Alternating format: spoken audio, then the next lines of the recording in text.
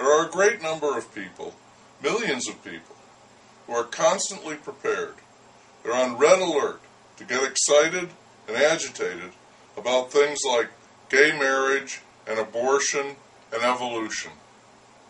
There are spokespersons, certain hyperventilating individuals who make speeches on these topics, flamboyant speeches, sometimes called rants, which are no doubt calculated to rouse the rabble.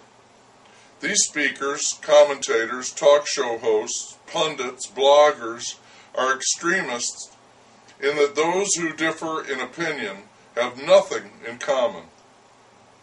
Each side thinks that the other is not only wrong, completely mistaken, but also some shade of evil, morally repugnant. I'd say this was a silly state of affairs if everyone involved weren't so serious. Very serious. Some people give over the better part of their lives to these causes, and these issues inevitably become political. Those who seek only good governance are forced to vote for people because of their stand on intelligent design, or birth control, or health benefits for same-sex partners. It doesn't add up for me. There's supposed to be a separation of state and religion, but the only thing that seems to get separated out is common sense. It wouldn't surprise me at all if in the next big election there was a raging controversy over photosynthesis. People would be stridently pro and con. They would be saying that this photosynthesis is going to be a real difference maker in the upcoming election. Candidates would be making speeches, one in favor of photosynthesis, the other opposed. There would, of course, be a series of debates before the election, and these would provide the candidates with a forum in which to spout off their views about this new hot button, photosynthesis. Photosynthesis is a natural process and an expression of the Creator's will, one would say.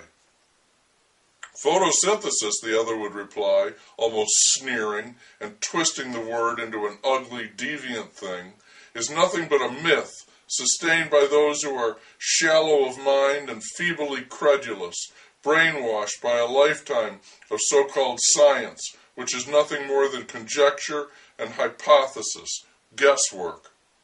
That's nonsense, the first would reply. Photosynthesis is not a myth. Photosynthesis is one of the driving forces of this planet. Poppycock, says the second. You're asking us to believe that plant life, vegetation, grasses and weeds, can miraculously do something with light, hocus pocus, that causes them to grow and even bear fruit? Yes, that's it exactly, says the first. That's one of the wonders of the world. The way the chlorophyll, don't start in with the chlorophyll. Madam Moderator, gentlemen, please. If what you say is true, says the second, then why can't we humans produce even a modestly efficient form of solar power? Huh? Are you telling us that a dandelion is more scientifically advanced than our best scientists? Scoff if you like, says the first. The truth is that if it weren't for photosynthesis, we wouldn't even be here having this debate. If you think plants are so wonderful, says the second, then why don't you run one for office? See if the people will vote for a potted palm. Maybe we should, says the first. I've got a cactus at home that's a damn sight smarter than you. Oh yes, and there would be demonstrations and protests, a call for a referendum on the issue, and they might even have one in California. Across the nation, victory gardens would make a comeback. There would be huge bonfires, the opponents of photosynthesis symbolically burning enormous piles of plants. Vegetarians and vegans would be heard from. Carnivores would be forced to choose. Just because I eat meat, that doesn't mean I don't like plants. I do. I eat peas. I like corn. I like cabbage. Photosynthesis would be blamed for global warming. Conspiracy theorists would say plants are secretly plotting to take over the earth, that we humans should unite and declare war on all plant life before it's too late. And the election would come down to how you felt about that issue.